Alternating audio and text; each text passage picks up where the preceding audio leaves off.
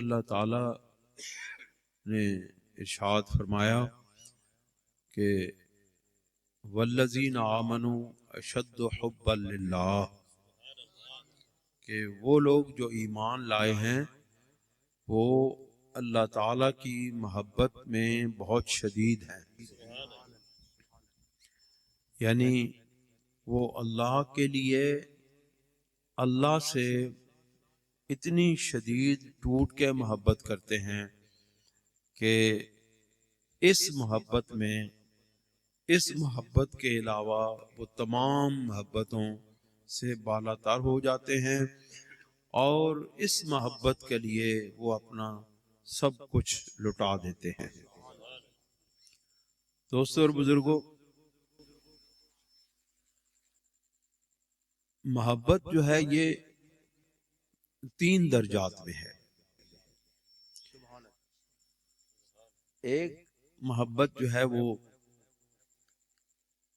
جو سب سے پست درجہ ہے، جو سب سے گھٹیا درجہ ہے، وہ سفلی جذبات کی تسکین اور خواہشات نفسانی کی تکمیل کے لیے جو محبت کی جاتی ہے، وہ محبت اتنی ناپائیدار ہے کہ جب یہ جذبات اور یہ جو تعلق اور نسبت ہے یہ ختم ہو جاتی ہے یا ماند پڑ جاتی ہے یا اس میں کوئی نقص آ جاتا ہے، یہ محبت ختم ہو جاتی ہے۔ پھر ایک محبت کا درجہ خون کی نسبتوں کا درجہ ہے۔ وہ محبت خون کے تعلق کی وجہ سے قائم ہوتی ہے، جس طرح والدین کی اپنی اولاد کے ساتھ اور اولاد کی اپنے والدین کے ساتھ محبت، یہ محبت خون کا ایک تعلق ہے، خونی رشتہ ہے۔ لیکن اس کے اندر بھی ایک درجہ ہے کہ یہ انسانوں کے اندر اپنے کمال کے درجے پر ہوتی ہے، لیکن حیوانوں کے اندر اور جانوروں کے اندر یہ اپنے اوس درجے پر ہوتی ہے۔ آپ نے دیکھا ہوگا آپ کے گھر میں پالتو جانور ہیں، گائے ہے، بھینس ہے، جب اس کا بچہ پیدا ہوتا ہے تو کچھ عرصے کے لیے وہ اپنے بچے کو اپنے ساتھ رکھتی ہے، اس کو چومتی ہے، اس کو چاٹتی ہے، وہ ذرا دور ہو جائے تو شور مچا دیتی ہے۔ لیکن جب بچہ بڑا ہو جاتا ہے، جب وہ بچڑا، کٹا، بکروٹا، وہ جب بڑا ہو جاتا ہے تو ماں اس کو چھوڑ دیتی ہے، پھر ماں اس کی طرف توجہ بھی نہیں دیتی۔ دوستو اور بزرگوں، ایک محبت کا درجہ وہ ہے کہ جو ان تمام نسبتوں سے، ان تمام تعلقات سے، ان تمام باتوں سے بالا تر ہے، اور وہ محبت جو ہے وہ ایمان کی، یقین کامل کی اور عقیدہ کی اور اللہ اور اس کے رسول کی محبت ہے۔ یہ وہ محبت ہے جس محبت میں کمی نہیں ہوتی، اضافہ ہی ہوتا چلا جاتا ہے، اور یہ وہ محبت ہے جس میں دنیاوی تعلقات، مسائل، مشکلات، تکلیفات یہ سد راہ نہیں بنتے، رکاوٹ نہیں بنتے، بلکہ ان رکاوٹوں کو عبور کر جانے کا نام ہی محبت ہے۔ آپ دیکھیں صحابہ کرام رضوان اللہ تعالی علیہم اجمعین نے اس محبت کو اپنی معراج تک پہنچایا۔ ایسی بات ہے جس ہستی کی، جن لوگوں کی سرکار دو عالم صلی اللہ علیہ وآلہ وسلم سے محبت ہو گئی، پھر یہ ایسی محبت کامل ہوئی کہ مرتے دم تک جسم کے ٹکڑے ٹکڑے ہو گئے، خون کی ندیاں بہہ گئیں، لیکن یہ محبت ہمیشہ قائم اور دائم رہی۔ اس میں اضافہ ہی ہوتا چلا گیا، اضافہ ہی ہوتا چلا گیا، لاکھ راستے میں باتیں آئیں، لوگوں کو کاٹ کے دیا گیا، لوگوں کو جلا دیا گیا، لوگوں کو تیل کے کڑاہوں میں ڈال کے ان کو بھون دیا گیا، نیزے کی انیوں سے ان کے جسموں کو چھید دیا گیا، لیکن وہ پھر بھی یہی کہتے رہے کہ ہم غلامی رسول میں ہیں، ہمیں موت بھی قبول ہے۔ ان کی صدا ہمیشہ محبت رسول لے کر بلند ہوتی رہی۔ بات سمجھ رہے؟ یہ وہ محبت ہے جو کبھی ختم نہیں ہوتی، اور اسی محبت کو اللہ رب العزت نے والذین آمنوا اشد حبا للہ کہہ کے ہمیں بتایا ہے کہ اے لوگو، اے دنیا کے لوگو، جس وقت میرے محبوب کے غلام مجھ سے اور میرے محبوب سے محبت کا اعلان کر دیتے ہیں، پھر اس محبت میں ان کو پچھتاوا نہیں ہوتا۔ پھر گل کر کے پچھتاؤندے نہیں، میدان چھوڑ کے نسدے نہیں، ہٹ دے نہیں، اپنی جانا نچھاور کر دینے اپنے محبوب دے قدمہ تے، لیکن انہاں دے قدمہ دے اندر ہل جل ثبات نہیں پائے، ثبات وچ کدے لغزش نہیں آتی۔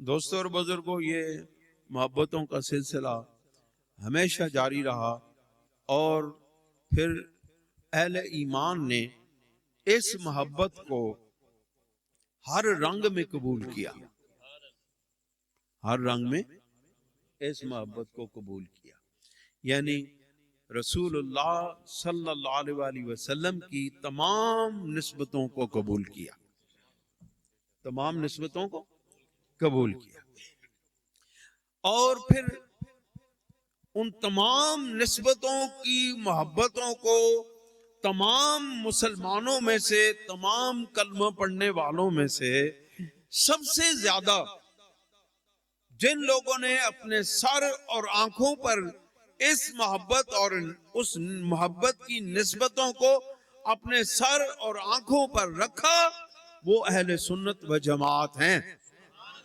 وہ اہل سنت و جماعت ہیں۔ اہل سنت و جماعت وہ صرف واحد ایسا نظام ہے، ایسا عقیدہ ہے اور ایسے عقیدہ والے لوگ ہیں جو رسول اللہ صلی اللہ علیہ وسلم کے ساتھ ہر تعلق کا احترام کرتے ہیں اور ہر نسبت کا ادب کرتے ہیں۔ ہم صحابہ کرام رضوان اللہ تعالی علیہم اجمعین کو اگر مانتے ہیں اور ان کا احترام کرتے ہیں اور ان کا ادب کرتے ہیں اور ان سے محبت کرتے ہیں، تو کس وجہ سے؟ رسول اللہ صلی اللہ علیہ وسلم کی وجہ سے۔ اور اگر ہم اہل بیت اطہار سے محبت کرتے ہیں، ان کا ادب کرتے ہیں، ان کے ساتھ مودت کا اظہار کرتے ہیں، تو کس نسبت سے؟ رسول اللہ صلی اللہ علیہ وآلہ وسلم کی نسبت سے۔ لہذا ہم وہ واحد عقیدہ والے لوگ ہیں، اہل سنت و جماعت، جو صحابہ سے بھی محبت کرتے ہیں، جو اہل بیت سے بھی محبت کرتے ہیں۔ ہم ان کو دو حصوں میں نہیں بانٹتے، ہم ان کو ایک ہی سمجھتے ہیں۔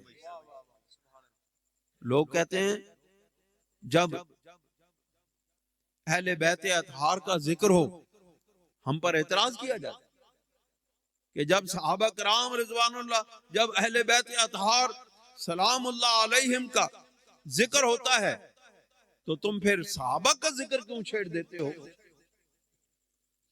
ہمیں کہا جاتا ہے کہ جس وقت اہل بیت اطہار کا ذکر ہوتا ہے تم صحابہ کرام کو بیچ میں لے آتے ہو، ان کا بھی ذکر چھیڑ دیتے ہو۔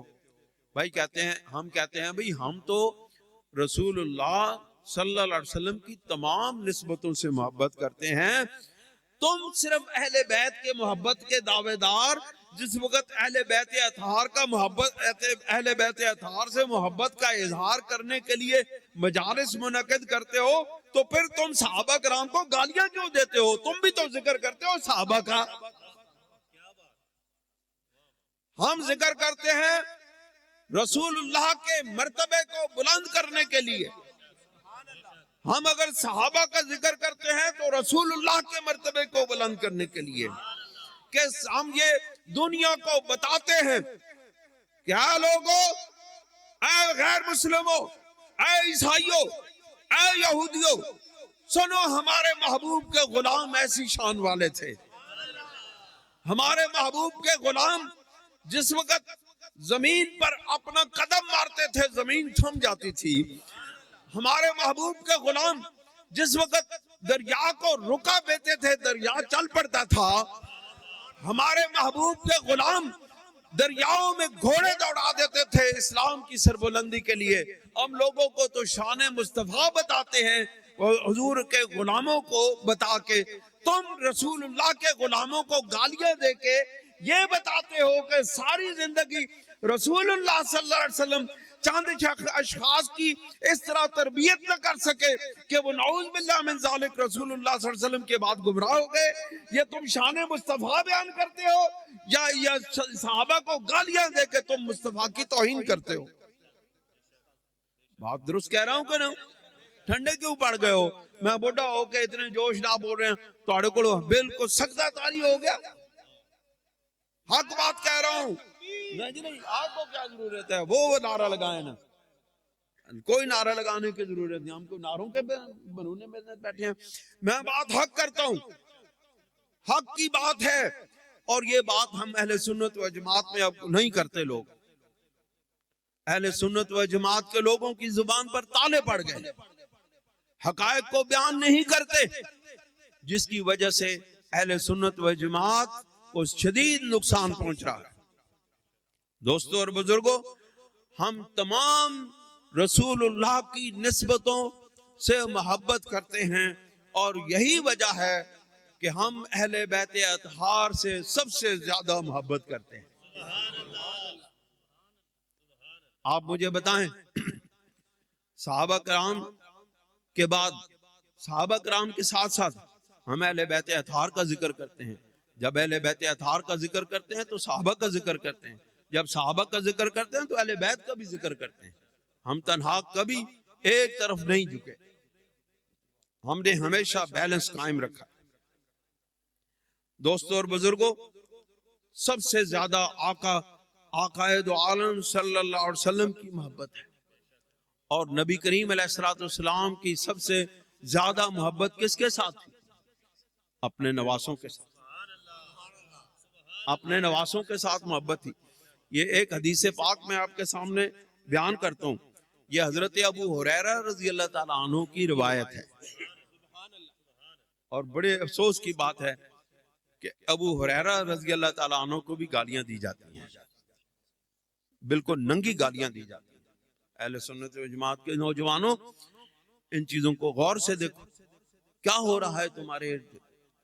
حضرت ابو ہریرہ رضی اللہ تعالیٰ عنہ کی یہ روایت ہے کہ نبی کریم صلی اللہ علیہ وسلم نے فرمایا، قال لحسن، حضرت امام حسن رضی اللہ تعالیٰ عنہ کے متعلق ارشاد فرمایا، اللہم انی احبہ، اے میرے پروردگار میں حسن سے رضی اللہ تعالیٰ عنہ سے محبت کرتا ہوں.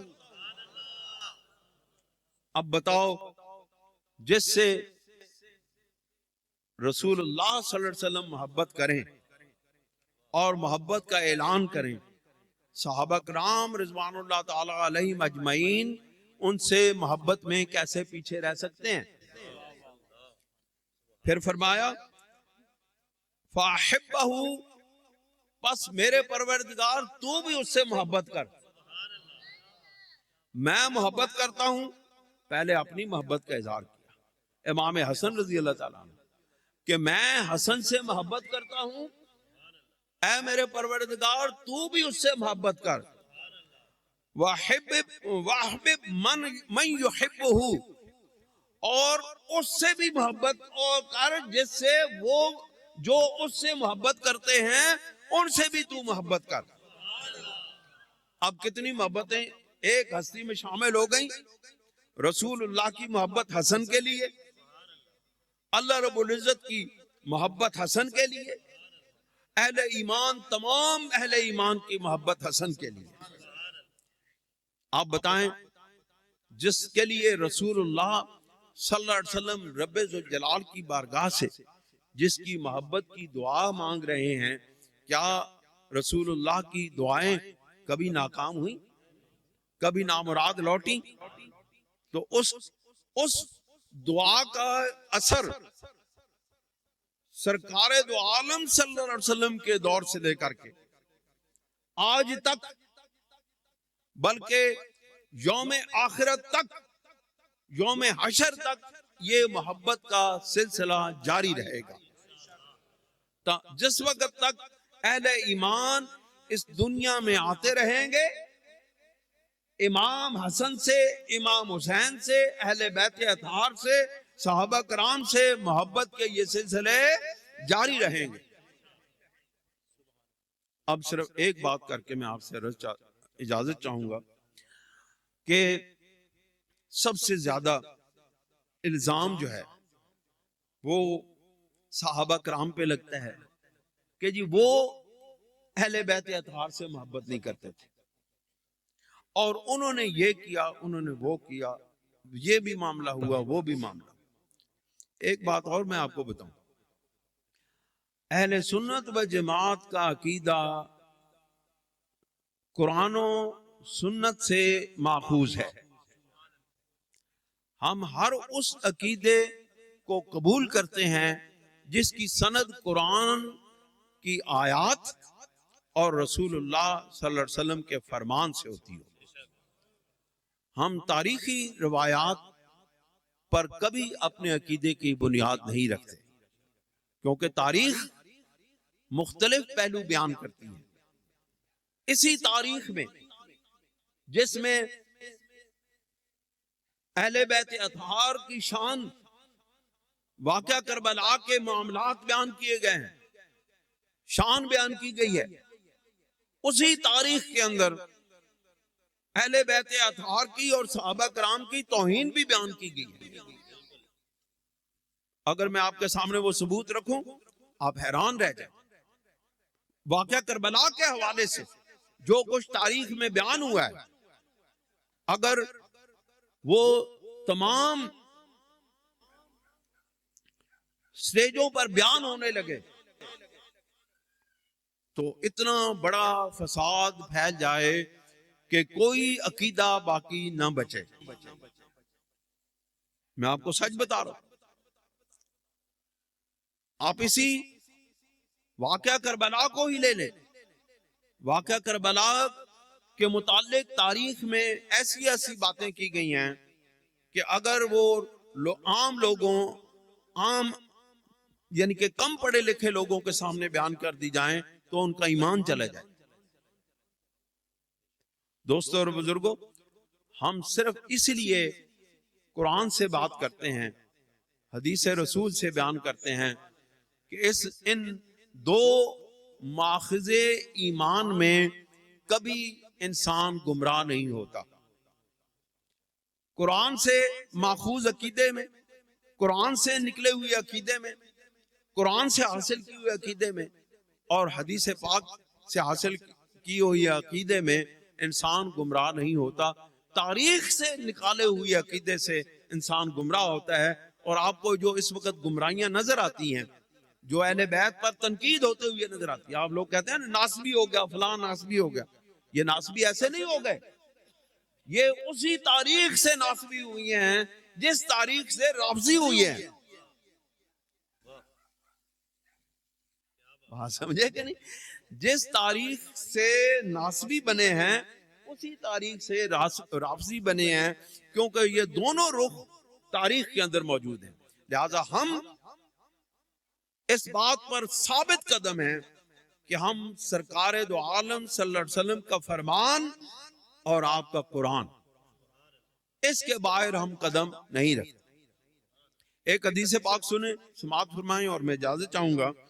یہ حدیث پاک بھی حضرت ابن عمر سے، اور انہوں نے حضرت ابو بکر صدیق رضی اللہ تعالیٰ عنہ سے یہ روایت کی ہے۔ قال، یعنی حضرت ابو بکر صدیق رضی اللہ تعالیٰ عنہ نے ارشاد فرمایا، ارکبو محمدن فی اہل بیت ہی۔ لوگ کہتے ہیں سیدنا ابو بکر صدیق نے حق نہیں دیا، غاصب ہو گئے، فلاں چیز غصب کر لی، فلاں مال لے لیا، فلاں یہ کر لیا۔ اب وہ صدیق اکبر کیا کہہ رہے ہیں؟ ارکبو محمدن، حضور نبی کریم علیہ السلام کی خوشنودی فی اہل بیت ہی، اہل بیت کی محبت میں تلاش کرو۔ وہ صدیق اکبر جس پر الزام عائد کیے جا رہے ہیں، وہ صدیق اکبر وہ لوگوں سے کہہ رہے ہیں کہ اگر تم محمد مصطفیٰ صلی اللہ علیہ وسلم کی محبت کے متلاشی ہو، اگر تم رسول اللہ صلی اللہ علیہ وسلم سے کی محبت کی تلاش میں ہو، چاہتے ہو کہ محمد مصطفیٰ صلی اللہ علیہ وسلم کی محبت تمہیں مل جائے، تو پھر کیا کرو؟ تم پھر اہل بیت کی محبت میں ان کی محبت کو تلاش کرو۔ تم اہل بیت سے محبت کرو گے، تمہیں مصطفیٰ کی محبت مل جائے گی۔ تمہیں سرکار دو عالم صلی اللہ علیہ وسلم کی محبت کے متلاشی ہو، نبی کریم علیہ السلام کی محبت چاہتے ہو، تو پھر تم محبت اہل بیت کرو۔ اس کی وجہ کیا ہے؟ حضور صلی اللہ علیہ وسلم کی محبت اہل بیت کے ساتھ، میں نے جو 3 محبتیں بتائی ہیں، ان میں سے کون سی محبت ہے؟ کیا وہ خونی رشتے کی وجہ سے ہے؟ نہیں، خونی رشتہ تو ابو لہب کے ساتھ بھی ہے، دوسرے لوگوں کے ساتھ بھی ہے، لیکن یہ خونی رشتہ نہیں ہے۔